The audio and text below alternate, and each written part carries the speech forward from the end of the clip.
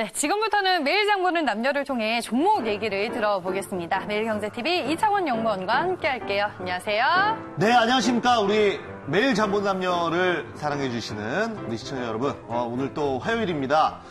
전일 우리나라 시장 네. 조금 지지부진했지만 오늘 새벽에 나스닥이 또 신고가를 보였어요. 엄청납니다.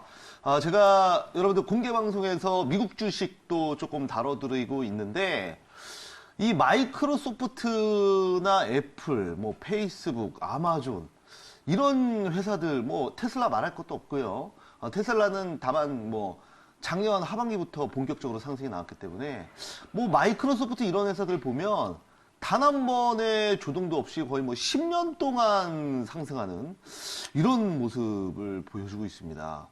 그래서 정말 가치 투자, 가치 투자가 우리나라에서 유행한 게 한 10년 정도 됐습니다. 그러면서 이제 많은 사람들이 그 우리나라에서 이제 그 워렌 버핏이나 뭐 피터 린치 등등 가치 투자에 영향을 받은 투자자들이 우리나라 시장에서 그대로 하다가 좀 잘 안 된 경우가 굉장히 많은데 이게 이제 우리나라 시장과 미국 시장의 체질이 좀 다르죠. 그래서 참 그 미국 시장을 보면은 참 투자하기 좋은 시장이다. 그러나 우리나라 시장은 또 그만큼 변동성과 테마 이런 또 특징적인 부분이 있습니다. 뭐 트럼프 인맥 테마주 이런 거 들어보셨습니까? 못 들어보셨죠? 그렇죠. 네, 우리나라만 있습니다. 그 특성이 딱 있어요. 그래서 우리나라 보면 이제 어떤 심리적으로도 조금 더 그 빠른 결과를 원하고 그 다음에 어떤 그 이슈가 있으면 그 대중적으로 확 몰리는 경향이 있잖아요. 예를 들어서 어떤 프랜차이즈가 잘 된다 그러면 그 내가 그 프랜차이즈의 적성에 맞는지 안 맞는지도 안 따져보시고 그냥 막 뛰어들거나 뭐 이런 심리가 좀 굉장히 좀 강해요. 군중 심리가. 그러다 보니까 이런 그 한국인들의 특성이 주식 시장에서도 그대로 나와요. 그래서 유독 우리나라가 이런 그 정치 테마주 그리고 또 개별 테마주들의 아주 강한 상승세가 또 나온다. 그래서 그러면 뭐 미국 시장이 좋냐, 우리나라 시장이 좋냐 이거를 따지려고 하는 건 아니고 그냥 그 시장에 맞는 투자 방법으로 하시면 돼요. 그러니까 무조건 뭐 미국에서 누가 성공했다 그래서 그거를 그대로 우리가 그거를 그대로 또 사용만 하지 않으면 된다. 나에게 맞는 투자법 그리고 우리나라 시장에 맞는 투자법을 쓰시면 된다라는 거 말씀을 좀 드리도록 하겠고요. 네. 자, 그러면 오늘 주제 보면서 또 말씀을 드려볼게요. 오늘 주제. 네. 보시면 오늘의 주제는요. 바로 정치 테마주 얘기를 할 거예요. 그래서 4월 15일이 총선이죠. 그래서 그 지금 종목들이 이제 막 정치 테마주 섹터가 움직이기 시작했습니다. 자, 그러면 다음 내용 보면서 추가로 말씀을 드려보도록 할게요. 자, 보시면은 4월 15일 총선 전 수급 개선 기대감이 있고요. 지수와 무관한 개별주 상승이라는 좀 장점이 있습니다. 그래서 지수가 상승하든 아니면 또 하락하든 그거와 상관없이 이 개별 섹터 그리고 관련 해당 인물 중심으로 종목이 움직이는 특징이 있습니다. 자, 그래서 제가 지난번에도 말씀을 드렸지만 우한폐렴 관련해서 뭐 KM이나 KM제약 이런 거는 그 제가 설날 구정 연휴 전에 말씀드렸죠. 그래서 그때 매수를 또 공개 방송에서 그 말씀드려서 하신 분들은 큰 수익 정말 큰 수익 보셨을 거예요. 왜냐면 설날 연휴 끝나고 나서 그 설날 연휴 동안 그 사태가 확산되면서 연휴가 끝나고 며칠 동안의 재료가 한 번에 반영되니까 뭐 KM 같은 경우에 상한가도 가고 그랬잖아요. 그죠? 뭐 마찬가지라고 생각을 합니다.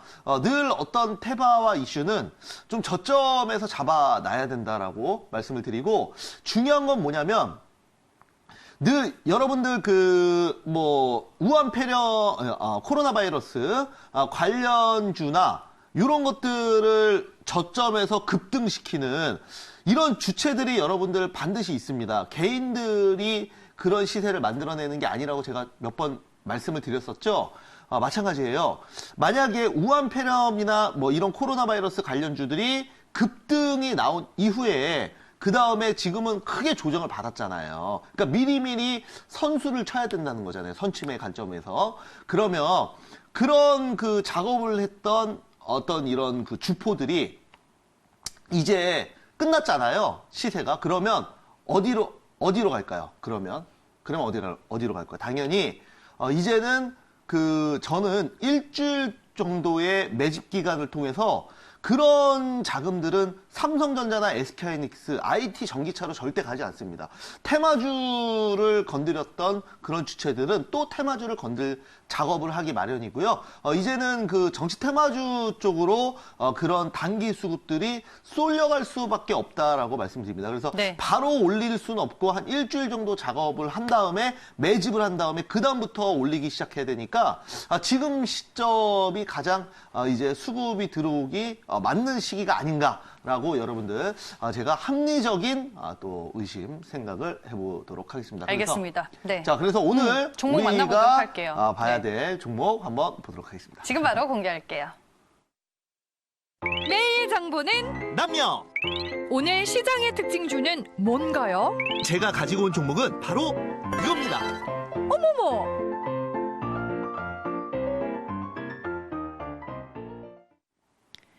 매일 장보는 남녀 오늘 시장 특징주 개념으로 만나볼 종목은 우원개발이네요. 네, 오늘 우원개발 한번 보도록 할게요. 자, 우선은 최근에 정치 테마주는 좀 특징이라는 게 있어요. 네. 그게 뭐냐면, 예전에는 과거 15년, 10년 전에는 보통 이런 정치 테마주들을 건드리는 이런 뭐 주포라고 해야 될까요? 이런 사모펀드들이나 주체들이 그냥 시가총액이 뭐 작든 아니면 재무구조가 뭐 여러분들 아시죠? 뭐 적자 엄청나게 찍혀 있어서 금방이라도 망할 것 같은 정말 쓰레기 같은 회사들을 그냥 재료를 붙여서 급등시키는 경우가 굉장히 많았습니다. 과거에는. 네. 그러나 지금은 안 그래요. 지금은 기본적으로 재무구조가 그래도 좀 괜찮은 종목들 위주로 똑같은 테마가 타더라도 수급이 들어온다는 거 제가 분명히 말씀을 드리도록 하겠고 또 이제 3, 4월은 여러분들 상장 폐지의 계절이잖아요. 그렇죠. 그렇기 때문에 그 관련 정치 테마가 잘 간다 하더라도 그 회사 자체가 리스크가 있으면 또 이 회사를 올리는 주체들이 불안한 거예요. 난 혹시라도 관리 종목 지정되고 그러면 어떡해요, 그죠? 그렇기 때문에 당연히 재무구조는 좋아야 됩니다. 이건 너무나 당연한 거예요. 그래서 요즘에 급등하고 그다음에 굉장히 잘 가는 정치 테마주들 보면은 전부 재무구조가 그래도 좋습니다. 이제는 개미 투자자들도 똑똑해지고 스마트해져서 그런 종목 자체를 또 들어가지 않기 때문에 네. 또 올려서 개미들에게 고점에서 물량을 넘기는 것도 나중에 부담스럽거든요. 그래서 재무구조가 좋은 회사들을 보는데 바로 우원개발 같은 경우에도 그런 종목입니다. 네. 재무구조 상당히 좋고요. 또 정치 테마주로 현재는 또 이낙연 전 총리 관련주로 묶여있는 그런 종목입니다. 그럼 차트 포인트 볼게요. 네, 한번 네. 보도록 할게요. 자, 보시면은 11월 달에 추세 우상향 이제 본격적으로 시작했고요. 정고점 돌파를 눈앞에 좀 두고 있는데요. 거래량이 다시 증가하고 있어요. 한번 직접 차트 보도록 할게요. 보시면은 자, 이런 상황이죠. 자, 조금 더 네네네 그렇게 보면은 거래량이 다시 살짝 턴어라운드 하면서 정고점이 8,780원이고요. 지금은 7,760원입니다. 네, 그래서 현재가가. 그래서 거래량만 좀 붙어준다면 좀 슈팅이 나와줄 수 있다라고 보고 있는데 한번 좀 봐야죠.